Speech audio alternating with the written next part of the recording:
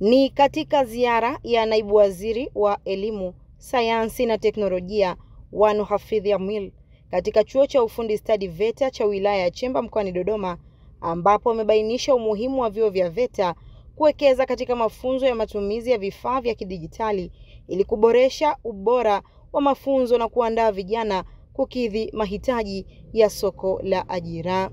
Naomba nitoe maelekezo kwa chuo cha VETA kurejesha zile kozi ambazo zilikuwa zinatolewa, short course, mafunzo ya muda mfupi yanayoendana na mazingira na shughuli za uchumi za eneo hili la Chemba.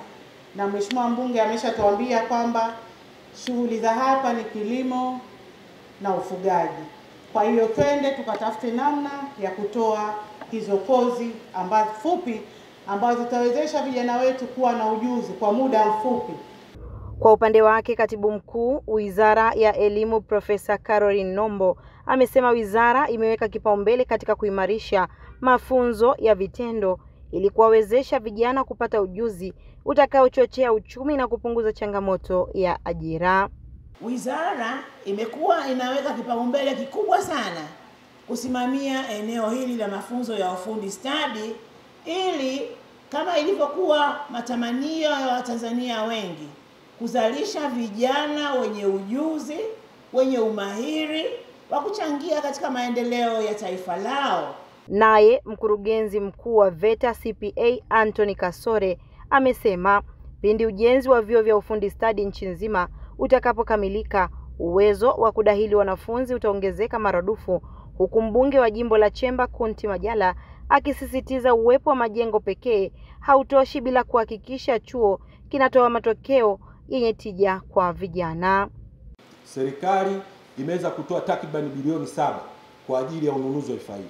Tunavyo vifaa ambavyo viligharamiwa bilioni 1.7 na vifaa vya fani ya umeme vilikuwa bilioni 1.4, na tunaamini tunaenda kuvituza na kuhakikisha kwamba tunaenda kutoa mafunzo kwa wananchi yaliyo na ubora na yanayoendana na teknolojia. Tunahitaji pia walimu kwa ajili ya ufugaji wa ng'ombe wa kisasa, unenepeshaji kwa maana ya ng'ombe pamoja na mbuzi, lakini ufugaji wa kuku kwa wakina mama ulianza hapa lakini baadaye umepotea, tunaomba uishwe. Katika ziara hiyo, naibu waziri amegawa vifaa vya mafunzo kwa fani mbalimbali zikiwemo ushonaji, ubunifu na teknolojia ya mavazi pamoja na umeme kwa vyuo vya VETA nchini. Kutoka jijini Dodoma, Bahati Msanjila, Crown Media. Crown Media. Hapa ni nyumbani.